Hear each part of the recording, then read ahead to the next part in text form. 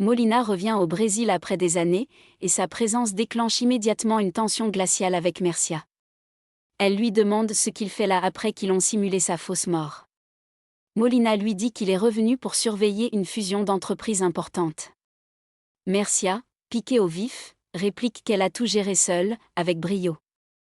Elle rappelle qu'elle a sauvé ma vie d'une escroquerie et récupéré l'entreprise, mais Molina souligne qu'elle a failli tout faire rater.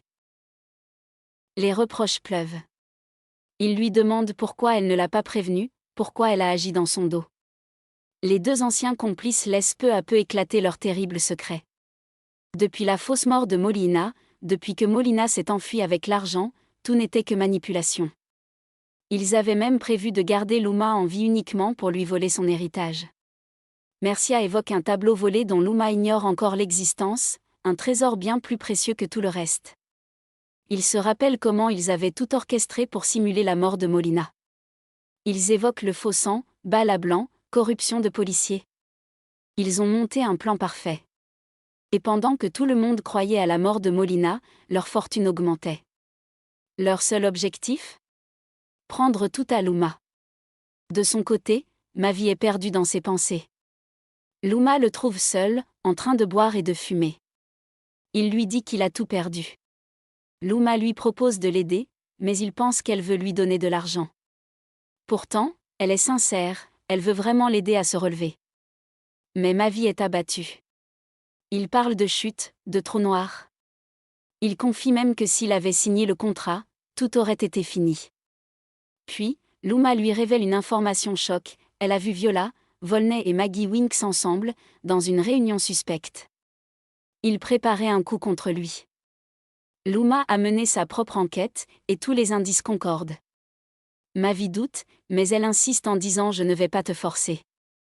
Fais ce que tu veux, mais ouvre les yeux. » Pendant ce temps, Viola est furieuse. Elle raconte à Marcel et Rod que Mercia a tout saboté au dernier moment. Mais Rod pense que c'est peut être mieux comme ça. Viola, elle, refuse d'abandonner son plan. Elle veut faire tomber Mavi, coûte que coûte. Elle évoque une clé USB qui pourrait envoyer Mavi en prison et libérer Rhoda. Elle est décidée à aller jusqu'au bout, malgré tout.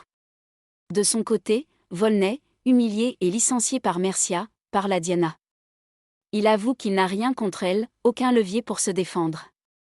Diana, inquiète, lui demande de ne plus rien tenter.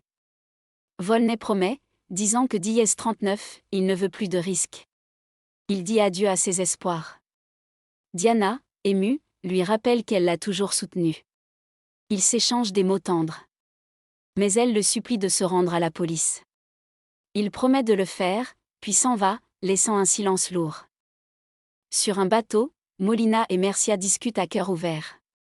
Molina lui dit qu'il veut semer un peu plus le chaos, puis disparaître. Il veut qu'elle devienne sa femme. Mercia est surprise, mais Molina lui murmure qu'elle lui a manqué. Mais Mercia se rappelle de moments sombres. Elle lui demande s'il compte encore la droguer et la laisser pour morte dans une baignoire. Molina tente de la rassurer, de balayer le passé.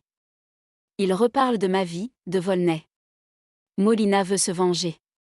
Mercia semble troublée, perdue entre sa haine et ses sentiments.